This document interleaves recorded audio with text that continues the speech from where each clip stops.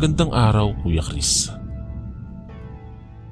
Isang karangalan po sa akin na maging bahagi ng inyong channel at natutuwa po ako at nasasabik na mapakinggan ang kwento ng aking totoong karanasan tungkol sa mga aswang.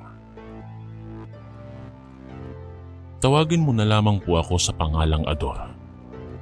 Nakatira kami sa barangay Sumag. Ito ay isang malayong barangay na matatagpuan sa timog silangan na bahagi ng Bacolod. Ang Sumag ay kilala sa maaliwalas na mga bukid, dalampasigan at bundok. Ang mga kagubatan noon ay luntian pa at hindi pa masyadong naaabuso ng tao. Tulad ng iba, naninirahan kami dito bilang isang simpleng pamilya na binubuo ng aking mga magulang at dalawang nakababatang kapatid. Ang aming baryo ay tahimik at mapayapa. Tila hindi nababagabag ng mga problema at alalahanin ng mundo. Subalit sa likod ng aming tahimik na kapaligiran, nakatago ang mga misteryong hindi kayang maipaliwanag ng kahit sino.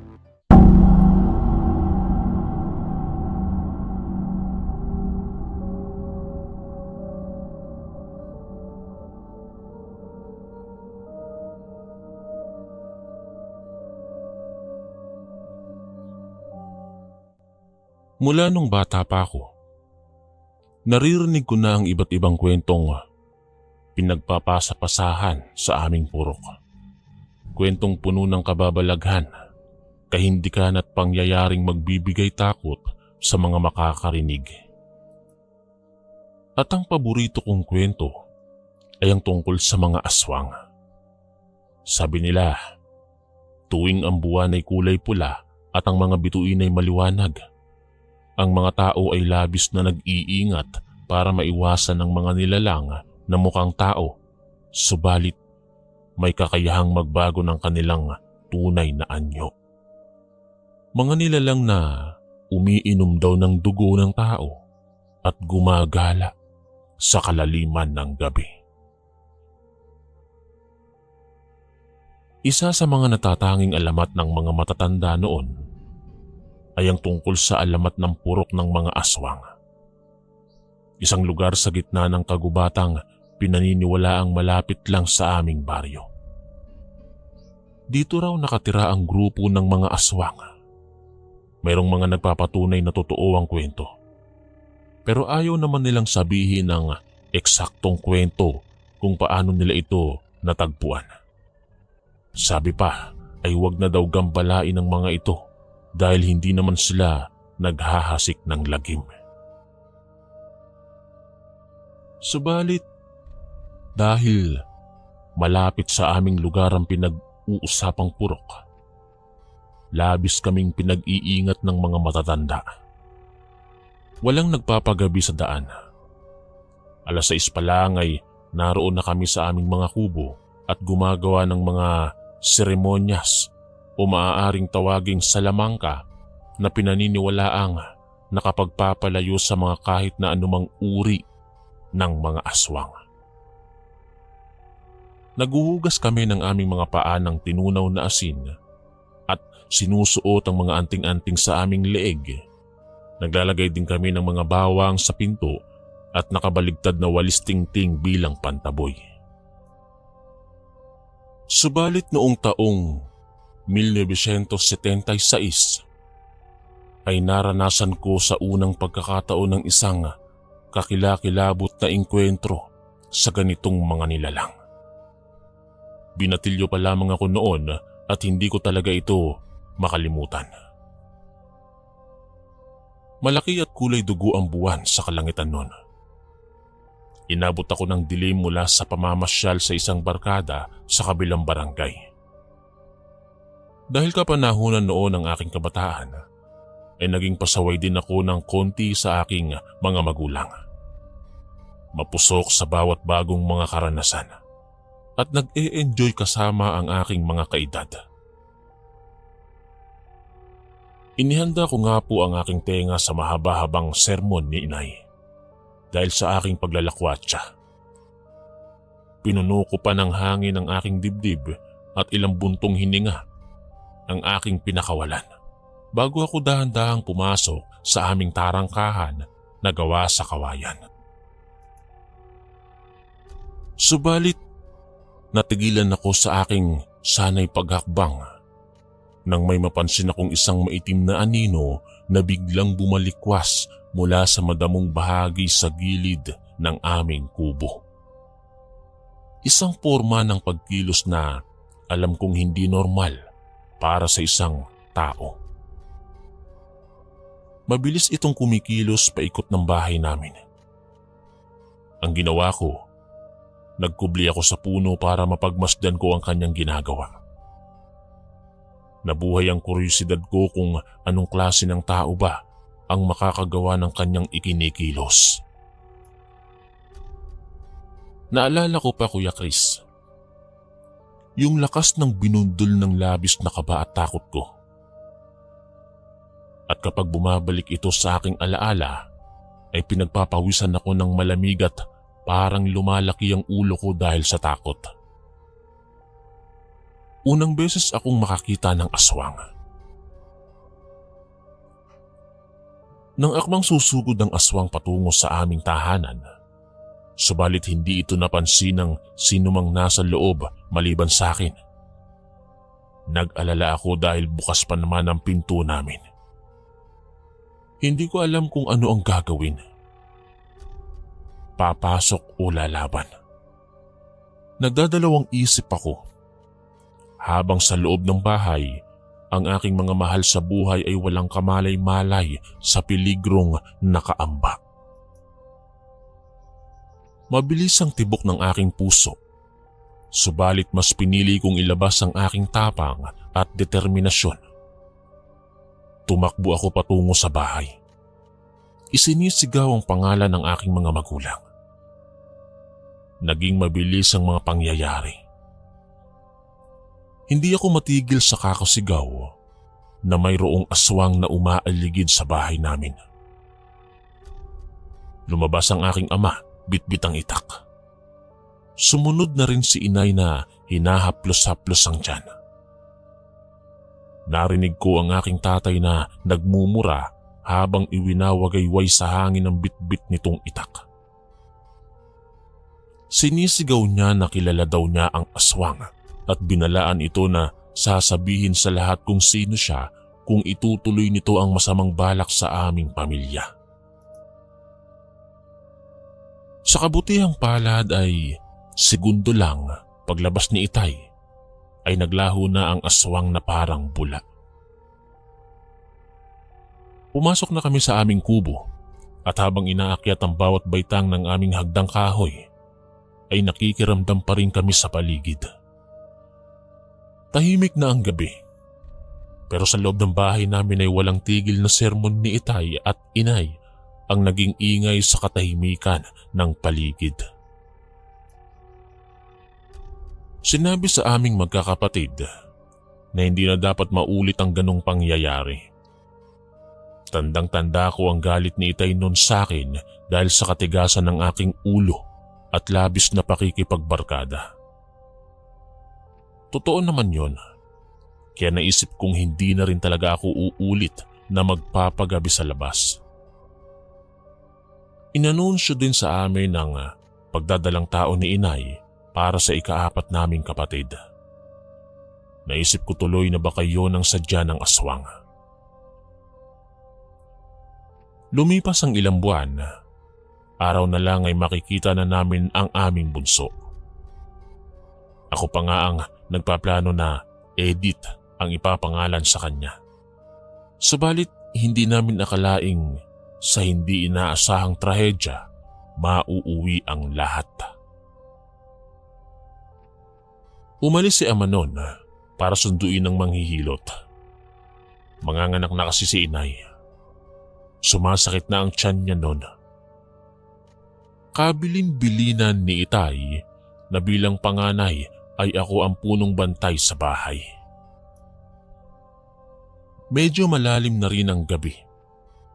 Wala naman kaming magagawa dahil sa oras na yun yata gustong lumabas sa mundo ni Edith. Pero ilang sandali lang pagkaalis ni Itay ay bigla kaming ginambala ng isang malakas na tunog ng pagaspas ng tila malalaking pakpak ng ibon. Paikot-ikot ito sa aming kubo. Malakas ang tunog nitong wakwak. Umalis ako saglit sa tabi ni Inay at sumilip sa aming munting bintana. Binuksan ko ito ng bahagya para makita kung ano ba ang naririnig namin na nanggagaling sa labas. Pagkalipas ng ilang sandali ay may nakita akong parang dumapong anino ng isang malaking ibon sa puno ng niyog, malapit mismo sa aming tarangkahan. Pero anino lang yon. Pilit kong inaaninag kung mayroong katawan ng ibon, pero wala. Humina ng humina ang tunog at nakampante ako dahil akala ko ay lumipad na rin ito palayo. Subalit, mali ako. Natakot ako nang marinig ko si Inay na umuungol na sa labis na sakit. Aray siya ng aray. Tumakbo ako para tingnan siya at daluhan. Hawak niya ang kanyang tiyan at nakita kong nabasa na ng dugo ang kanyang palda. Tinatanong niya ako sa pagitan ng kanyang pag-iyak at higbi kung dumating na daw ba si Itay. Sabi ko wala pa. Humihiyaw na sa sakit si Inay at hindi ko alam ang gagawin ko noon dahil wala pa naman akong muwang sa mga ganoong sitwasyon, lalo na sa pagpapaanak. Makalipas ang ilang sandali, dumating na si Itay kasama ang manghihilot. Subalit hindi pa man sinisimulan ni Aling Melba ang pagpapaanak ay may narinig kaming kaluskos sa ilalim ng aming kubo. Para bang may naghuhukay at tunog ng isang baboy na ngumangasab ng pagkain. Umaalingasaw din ang hindi maipaliwanag na masangsang na amoy. Agad na sumigaw si Aling Melba na mayroon daw aswang. Mabilis na lumabas si Itay. Bitbit muli ang kanyang itak. Sumunod naman ako sa kanya. Nakita kong mayroon ngang baboy sa ilalim at ang uso nito ay puno ng dugo. Muli naming narinig ang mahinang huni ng wakwak.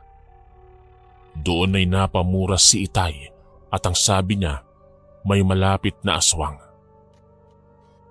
Ganun daw yun. Mapanlin lang ang mga aswang na wakwak. Maliban sa kaya nilang magbago ng anyo ay mayroon silang tila mahika na kayang manipulahin ang pandinig ng isang tao. Ang sabi pa ni Ama, ang malakas at tila malapit na huni, ang ibig sabihin daw nito ay malayo pa ang Panginoon nitong aswang.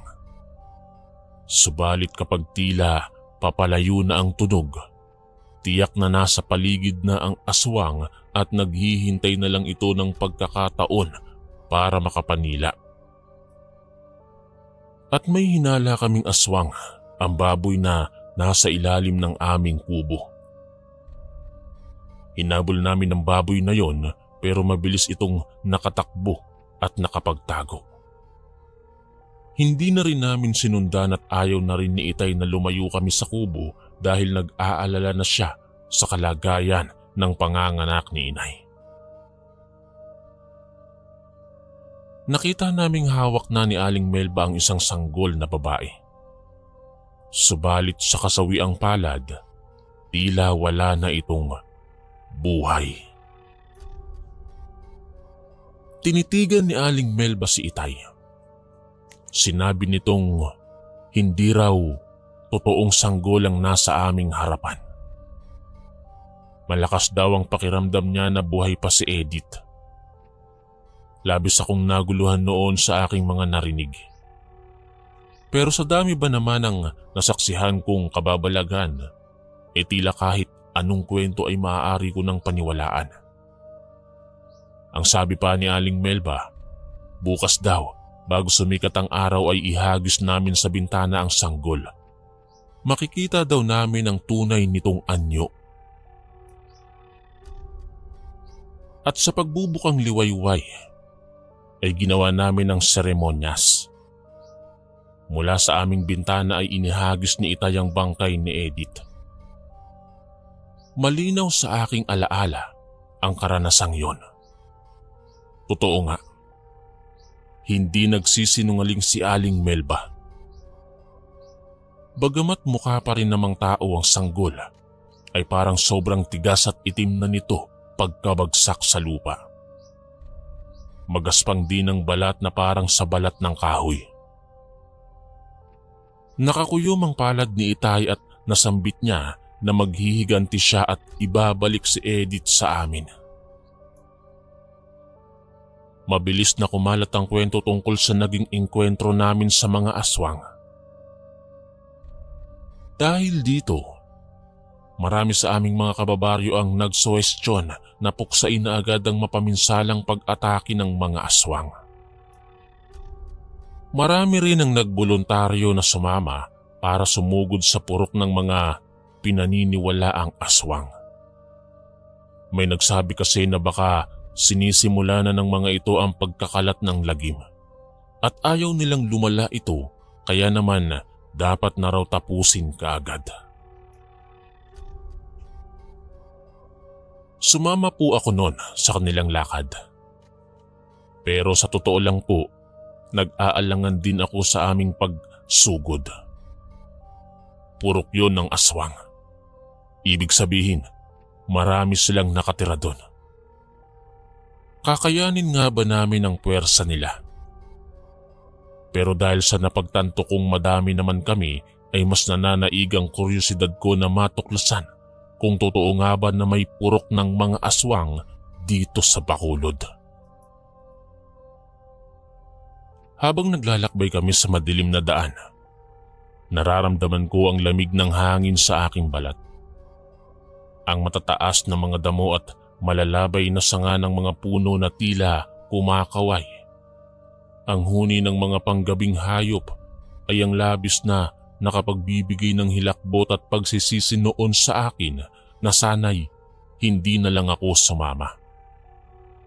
Subalit wala akong ibang mapagpipilian kundi patuloy na tumulak pataas tungo sa madilim na bahaging yon ng kagubatan.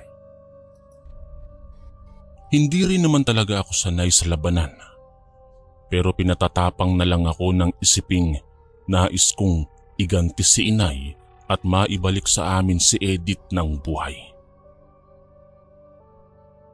Sa magkabila kong kamay ay hawak-hawak ko ng mahigpitang binasbasang punyal at pangontra.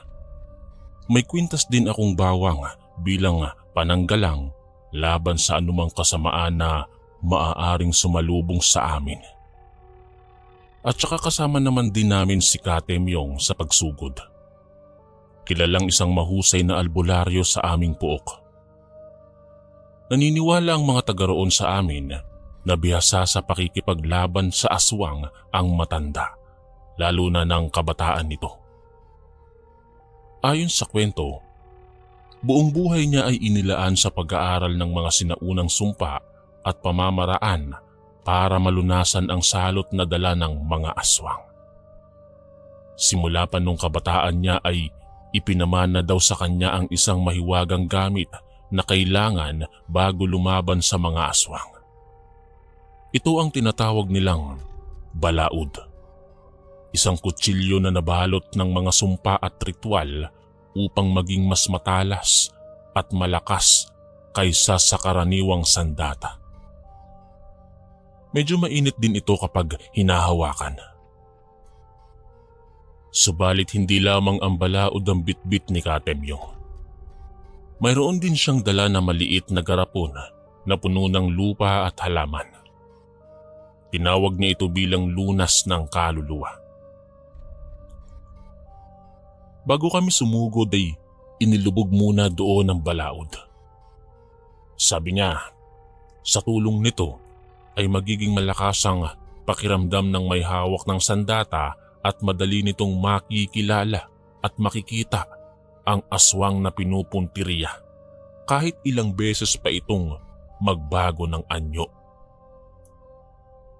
Anumang nilalang na masugatan ng balaod ay mawawala ng kapangyarihang magbalat kayo. Ipapakita nito ang totoo nitong anyo bilang isang tao. Samantala ang lunas ng kaluluwa ay isa ring panlunas sa pinsalang mula sa kaaway. Tulong din ito para mabasa ang galaw ng mga aswang at malaman ang tamang oras at sandali ng kanilang pagsugod. Samantala sa bawat minutong dumadagdag sa aming paghakbang ay tila dumadalas ang mga kakaibang tunog na aming naririnig. Ang mga kalansay ng iba't ibang hayop at ang mga bakas ng mga nilalang na hindi pangkaraniwan sa paligid ay tila nagsasabi sa amin na papalapit na talaga kami sa purok ng mga aswang. Nagpatuloy kami sa paglalakad. Hawak ang aming mga sulo. Unti-unti ay nilalamon na ako ng takot na sumasanib sa aking dibdib. Ilang sandali pa'y narating na namin ang isang madilim na bahagi ng kakahuyan, kung saan sinasabing matatagpuan ang tarangkahan patungo sa purok ng mga aswang. Ang mainit na hanging nagmumula rito ay tumatagos sa aking balat. Sobrang tahimik sa puok na yon. Ultimo mga kuliglig ay wala na kaming naririnig. Sinimulan ni Katemyong ang ritual na itinuro pa din sa kanya ng kanyang mga ninuno. Ipinahagis niya sa hangin ang naorasyon ng asin bilang panimulang pangontra. Nagsimula na ring banggitin ng mga sumpa. At sa pagbukas ng tarangkahan, ay nasaksihan namin ng mga tahanang parang may nagliliyab na malaking sigarilyo sa bubong. Hindi kami nagpatinag. Natatakot na rin ako noon, pero dahil sa determinasyon kong mabawi si Edith sa kamay ng mga ito, ay hindi ako nagpadaig sa dagang unti-unting nabubuhay sa aking dibdib. Ilang minuto pa ang lumipas. Sa maniwala ka't hindi, ay sumalubong sa amin ng 3 malalaking aso na pula ang mata. Umaangil ang mga ito at labis ang paglalaway ng kanilang mga bibig. Isang matandang babae ang lumabas mula sa bahay na nasa bungad. Nakasuot ito ng puting duster at may kwintas na palamuting hugis buwan sa maputi nitong leeg. Tila naalimpungatan ito mula sa mahimbing na pagkakatulog. Galit na galit itong nakatitig sa amin. Isang hiyaw ang pinakawalan niya. At tinatanong kami kung ano ang aming sadya at kung bakit sa kalaliman ng gabi ay ginagambala namin ang kanilang pamamahinga. Tumugon si Itay sa kanyang hiyaw at sinundan ito ng malakas ding hiyawan ng aming mga kasamahan. Inihanda na namin ang aming mga dalang sandata upang makasabay sa paparating na laban. Lumiwanag ang bawat kabahayan sa purok. Lumabas ang mga lalaki. May bitbit na rin silang mga gulok at panangga. Sinimplihan ko ang pagsulyap kay Katemyong. Hindi ko alam kung tama ba ang nakikita ko o namamalik mata sa tugon nito sa sitwasyon. Nakatayo lamang ito at nakatitig sa matandang babae. Tahimik lamang ito at tila lumuwag pa ang pagkakahawak sa dalang balaod. Hindi ko alam kung luha yung pumatak mula sa kanyang mga mata sa pagkakataong iyon. Akmang susugod na ang mga kalalakihan mula sa kanilang panig. Subalit, sinaway sila ng matandang babae. Bagamat mas marami ang aming bilang ay hindi sila nag-atubiling ipagtanggol ang kanilang lugar. Marami-rami rin ang naging sugatan. Si Katemyong ay tulala pa rin kaya mabilis kong inagaw mula sa kanyang kamay ang balaod. wala akong naramdamang init. Gayong ang sabi niya'y kanina ay mainit daw ito kapag hahawakan. Tumingin ako sa aming mga kalaban. Wala rin akong nakitang kakaiba sa kanila. Mga normal na tao sila. Ni hindi naman sila nagbabalat kayo o nagbabago ng anyo. Maliban sa mga aso, nang masinaga ng mga ilaw ng sulo ay normal na aso na lamang sa aking paningin. Sa gitna ng kaguluhan ay sumigaw muli ang matandang babae at binalaan na kaming umalis. Matalim ang titig nito kay Katemyong. Nagpakiramdaman ang bawat grupo at sa pagkakataong ito ay narinig ko ang tinig ni Katemyong. Nagaya na itong umuwi. Wala raw doon ang sadya namin. Wala roon si Edith at mas lalong hindi daw aswang ang mga taong naninirahan sa purok ngayon.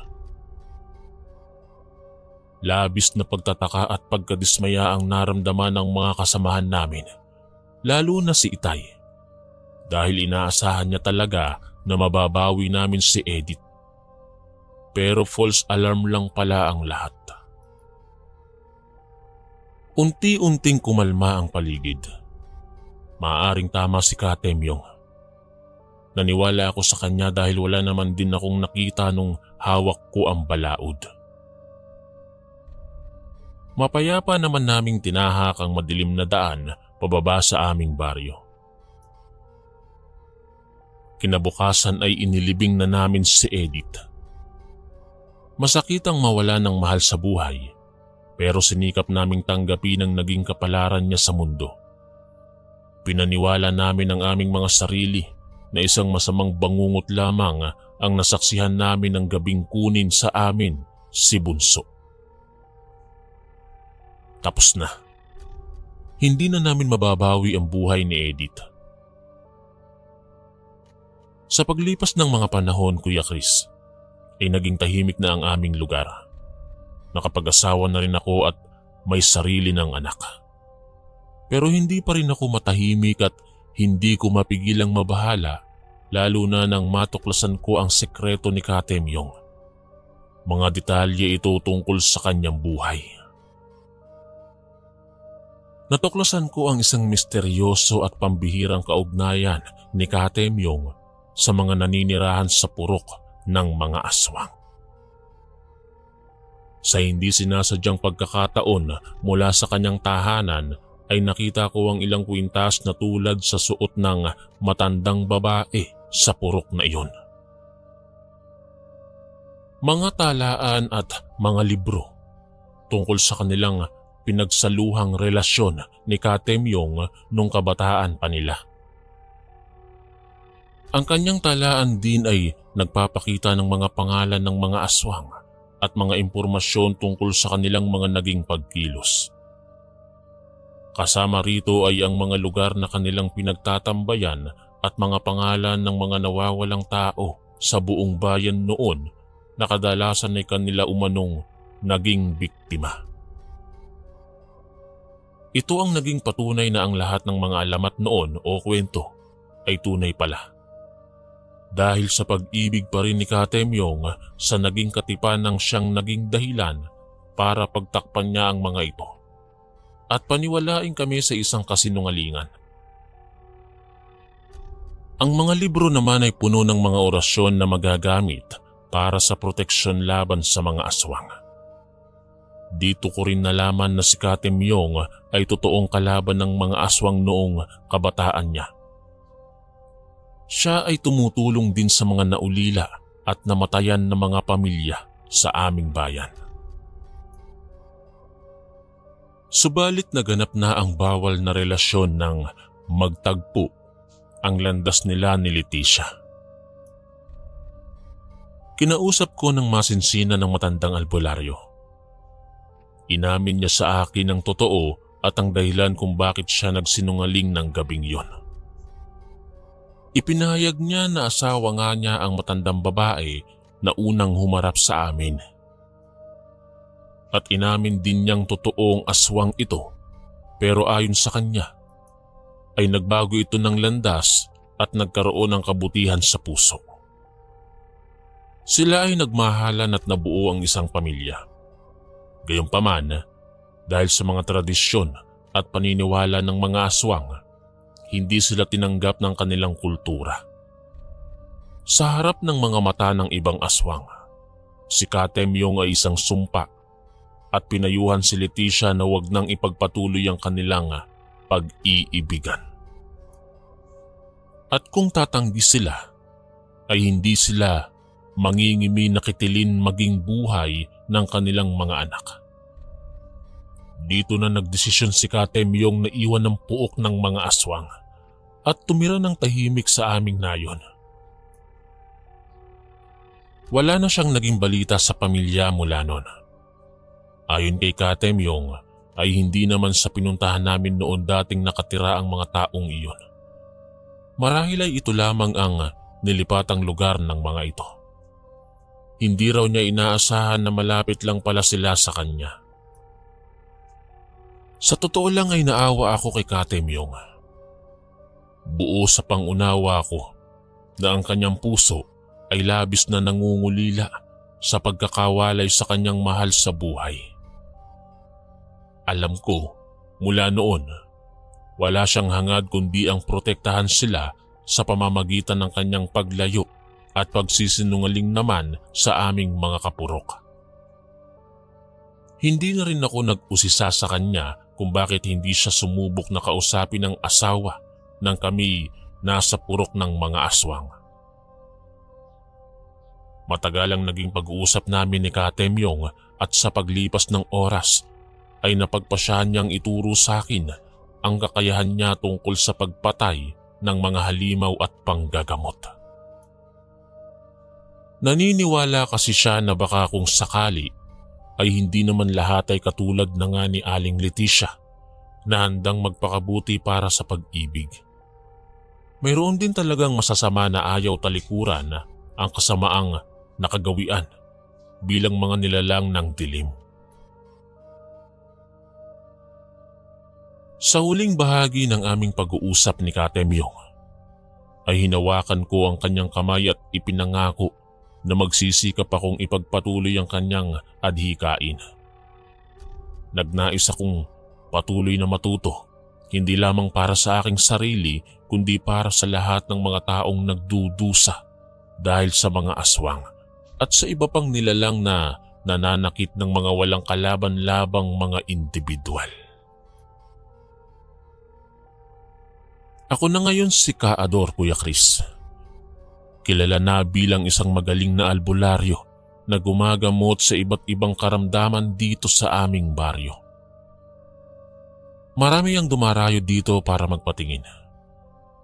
Naging sumbungan din ako ng lahat kapag mayroong napapansing kakaibang nilalang na pagala-gala sa madidilim na lansangan sa aming purok. Subalit bilang pagtanaw ng utang na loob kay Katemyong, ay pinilit kong panatilihin at pakalmahin ang loob ng mga tao sa lugar namin sa tuwing ninanais ng mga itong guluhin ang tahimik na pamumuhay ng mga taong nakatira sa pinaniniwalaang purok ng mga aswang. Para sa akin ay wala namang malakas na ebidensyang sila ay naghahasik ng kilabot at kaguluhan. Kaya mas nanaisin kong hayaan na lang sila doon at kami na may ipagpatuloy na lang ang pamumuhay ng tahimik at matiwasay. Hanggang dito na lamang po at taos-puso po akong nagpapasalamat sa inyong pagtugon na basahin ang aking karanasan doon sa purok ng mga aswang dito mismo sa aming barangay sa Bacolod. Maraming salamat din po sa lahat ng mga nakinig.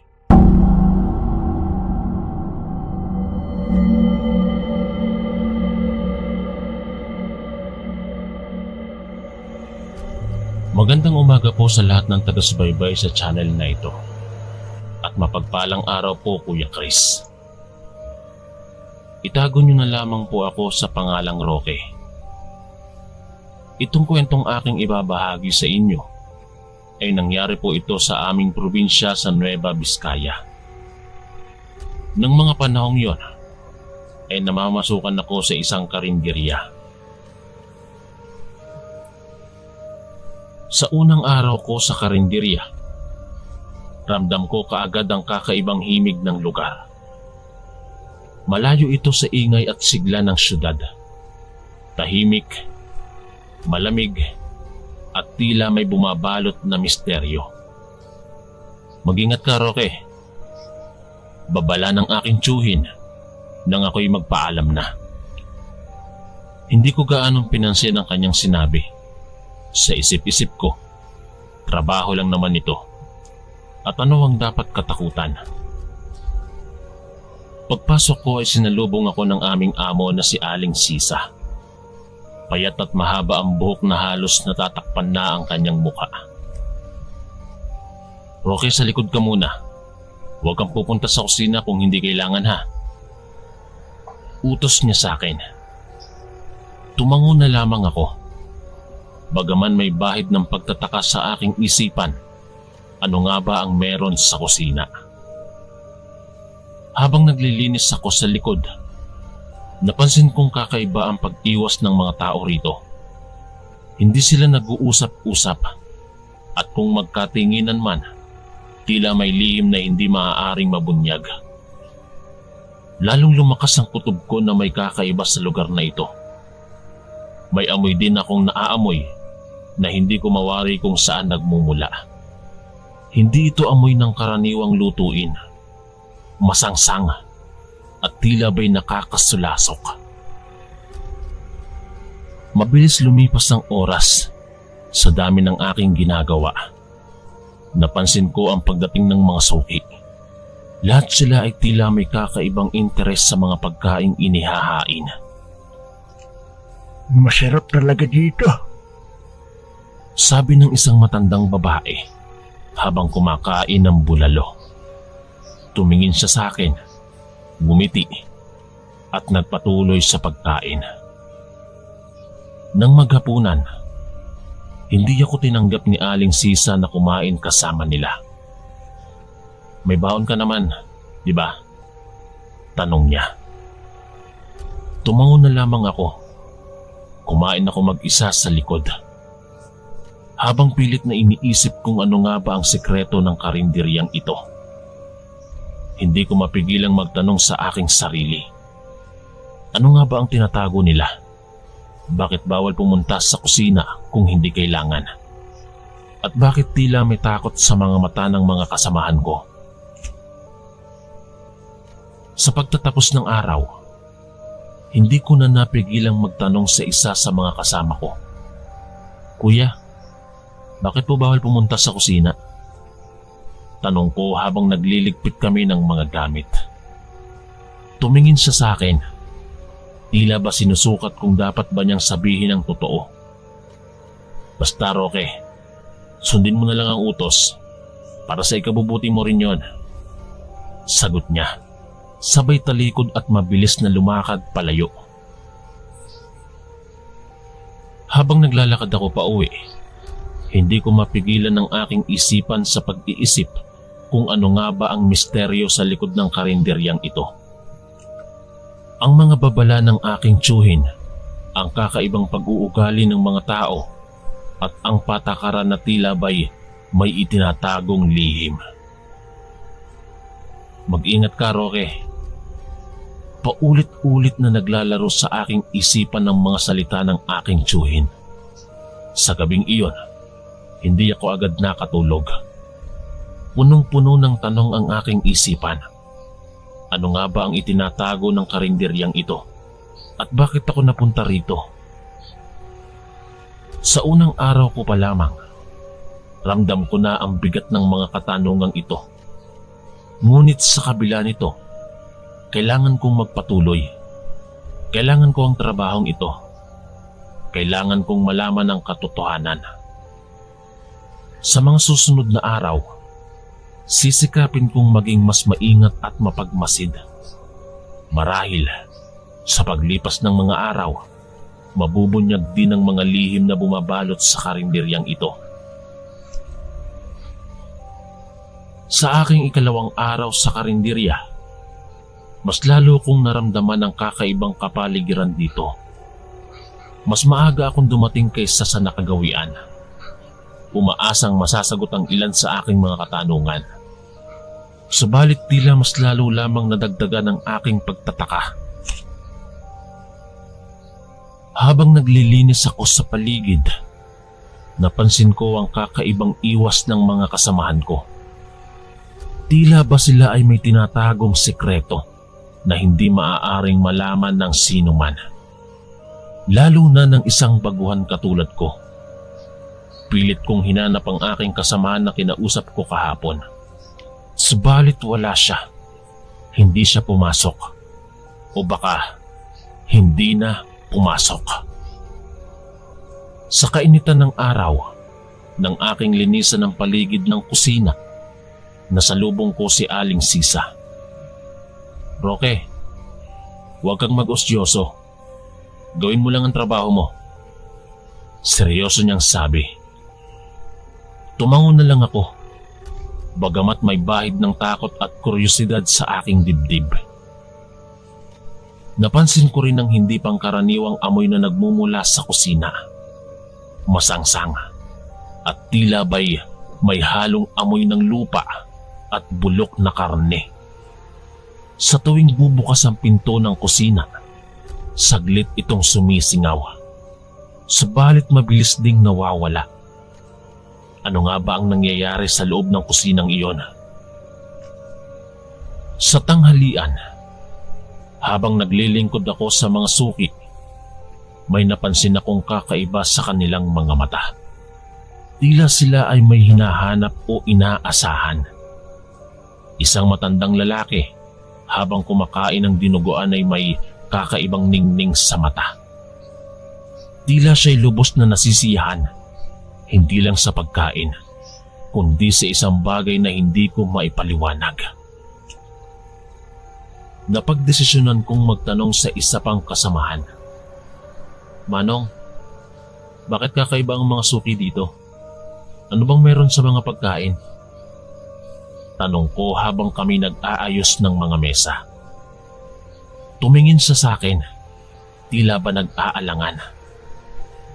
"Roque, may mga bagay na mas mabuting hindi na lang alamin, lalo na dito." Sagot niya na may bahid ng takot sa kanyang boses. Habang nagpapatuloy ang araw, lalo lamang lumalalim ang aking pagtataka. Hindi ko maiwasang isipin na may malaking misteryo ang bumabalot sa karinderyang ito. Ang mga babala ng aking tiyuhin, ang kakaibang iwas ng mga tao, at ang masangsang na amoy mula sa kusina. Sa aking pag-uwi, dala-dala ko ang bigat ng mga katanungan na walang kasagutan. Ano nga ba ang tinatago nila? Bakit parang may kakaibang kapangyarihan ang pagkain dito na nagbibigay ng kakaibang epekto sa mga suki? At bakit tila may takot sa mga mata ng bawat isa rito? Sa gabing iyon, hindi ko na naman maiwasang mag-isip. Tila ba may malaking palaisipan na kailangan kong malutas? Ang mga kakaibang pangyayari sa karinderya ay unti-unting nagiging mas malinaw, ngunit kasabay nito ay ang paglalim ng misteryo. Naisip ko marahil kinakailangan kong maging mas matapang at mapanuri. Hindi ako maaaring manatili na lamang sa dilim. Kailangan kong malaman ang katotohanan, kahit pa ito'y maaaring mapanganib sa mga susunod na araw. Sisikapin kong mag-imbestiga at alamin ang lihim na bumabalot sa karinderyang ito. Sa pagpasok ko sa ikatlong araw, may kakaibang tapang na bumabalot sa akin. Desidido akong malaman ang lihim na itinatago ng karinderyang ito. Maaga akong dumating bago pa man magbukas ang tindahan at naghintay ako ng tamang pagkakataon. Habang abala ang lahat sa paghahanda para sa umaga, nagkaroon ako ng pagkakataon. Nakita kong umalis si Aling Sisa at siniguradong walang ibang tao sa paligid. Dahan-dahan akong lumapit sa pintuan ng kusina. Pumintig ang aking puso sa kaba at sabik sa aking malalaman. Pagkabukas ko ng pinto, tumambad sa akin ang isang eksena na hindi ko inaasahan. Nakakita ako ng mga kaldero at kaserolang puno ng kakaibang laman. Hindi ito mga karaniwang sangkap sa pagluluto. May mga bahagi ng hayop na hindi ko maipaliwanag. At ang iba, hindi ko alam kung saan nagmula. Hindi ko maipaliwanag ang takot at pagkasindak na aking nararamdaman. Tila ba'y may malamig na kamay na humawak sa aking puso. Ang amoy na dati kong naaamoy ay mas matindi sa loob. Masangsang at tila ba'y sumisiksik sa aking lalamunan. Biglang may narinig akong yabag mula sa likod. Dali-dali kong sinara ang pinto at nagkunwaring naglilinis malapit sa entrada. Pumasok si Aling Sisa. May daladalang bagong supply ng karne. Tumangulang ako sa kanya, ngunit sa loob-loob ko, nagtatalo ang takot at kuryosidad. Hindi ko na napigilan ang aking sarili. Kinausap ko ang isa sa mga pinakamatagal nang nagtatrabaho doon. Manong, ano po ba talaga nangyayari dito? Ano yung mga bagay na nasa kusina? Tanong ko habang nanginginig ang boses ko. Tumingin siya sa akin na tila ba nag-aalangan. Roque, hindi lahat ng bagay dito ay para sa mga mata ng baguhan. Marami kang hindi alam. Sagot niya. Ang tinig ay puno ng pag-aalala. Ano po bang ibig niyong sabihin, Manong? Muling tanong ko. Hindi ko na mapigilan ang aking kuryosidad. Matagal siyang hindi sumagot. Tumingin siya sa paligid.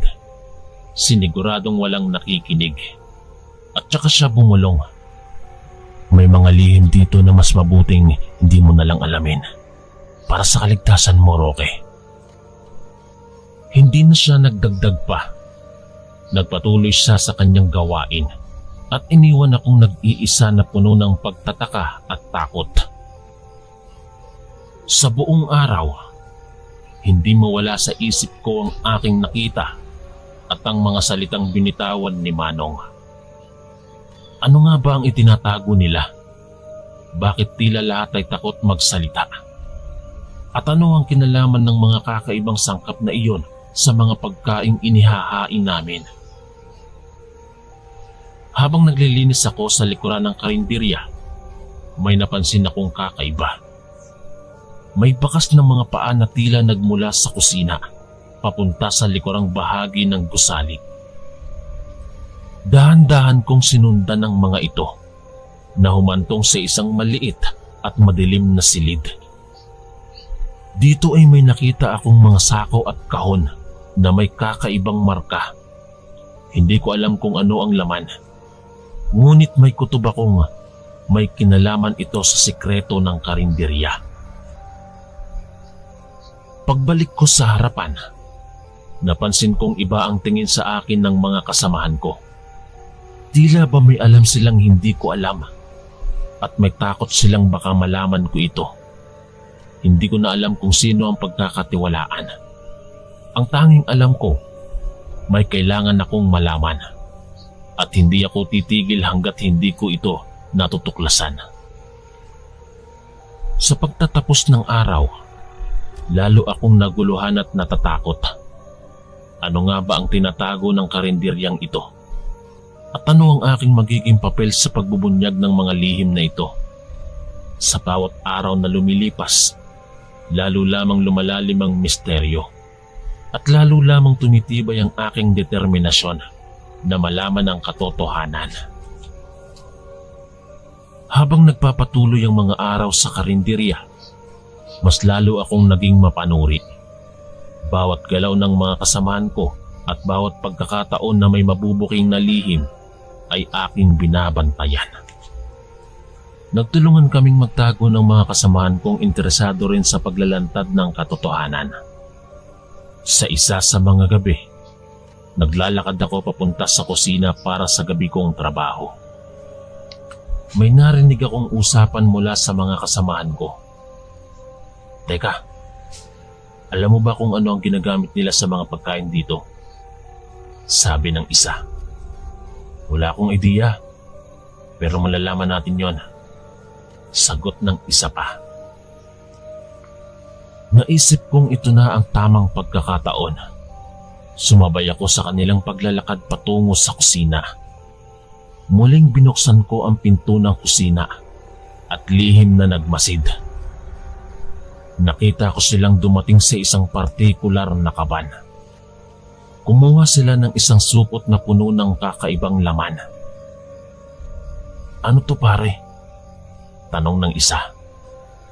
Hindi ko alam bro, pero kailangan nating malaman. Sagot ng kasama. Dahan-dahan silang lumabas at nagtungo sa isang silid na puno ng mga sako at kahon. Sa aming pag-aaral, napagtanto naming ito ang mga itinatagong sangkap na ginagamit sa mga pagkain. Ibinulgar ng isa sa kanila na ito'y mga bahagi ng hayop na may kakaibang kapangyarihan. Ang iba naman ay puno ng mga halaman na hindi karaniwan. Kasabay nito, nahuli kami ni Aling Sisa na nagmamasid. Ano ba itong ginagawa niyo? Bulong niya. Puno ng galit ang kanyang mga mata. Nang hindi kami makapagsalita, itinulak niya kami palabas ng kusina at sinarado ang pinto ng malakas. Sa aming pag-uusap, napagtanto naming may malaking konspirasyon sa likod ng lahat ng ito. Ang mga sangkap na iyon ay hindi ordinaryo. At malinaw na may kinalaman ito sa misteryo ng karinderya. Tila ba ito'y bahagi ng isang ritual o seremonya. Desidido kaming magkaroon ng ebidensya at patunay para maibalita ito sa mga otoridad. Subalit alam naming ito ay hindi madaling gawin. Bawat galaw namin ay binabantayan ni Aling Sisa at lalo na ng aming mga kasamahan. Sa mga sumunod na araw, nagtulungan kaming mangalap ng mga ebidensya sa pamamagitan ng mga lihim na pag-aalboroto at mga pag-aaral ng mga dokumento. Natuklasan naming may mga pumapasok na tao sa karinderya na hindi kilala ng mga kasamahan namin. Sila ang nagdadala ng mga kakaibang sangkap at iniuuwi ang mga ito pagkatapos ng gabi. Isang gabi, matapos naming mangalap ng sapat na ebidensya, nagdesisyon kaming subukan ng isang huling hakbang. Sinubukan naming takasan ng karinderya at dalhin ang mga ebidensya sa mga otoridad. Sa kabila ng mga panganib, tagumpay kaming nakalabas at nagawa ang aming layunin. Sa wakas, nailantad namin ang lihim ng karinderya. Sinara ito at nawala na sa aking buhay. Ngunit ang mga karanasan na iyon ay hindi ko makakalimutan kailanman. Nakita namin ang malupit na katotohanan sa likod ng kakaibang pagkain at misteryong bumabalot sa lugar na iyon. Sa pagtatapos ng aming paglalantad, naisip kong ang katotohanan ay hindi palaging maganda. May mga lihim na mas mabuting manatiling nakatago. Ngunit sa aming paglalantad, nagdulot kami ng pagbabago.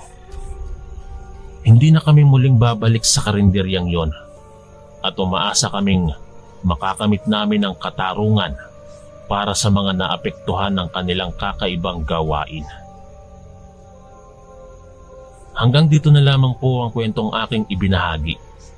Maraming salamat po sa pagbasa nito at sa lahat ng nakinig.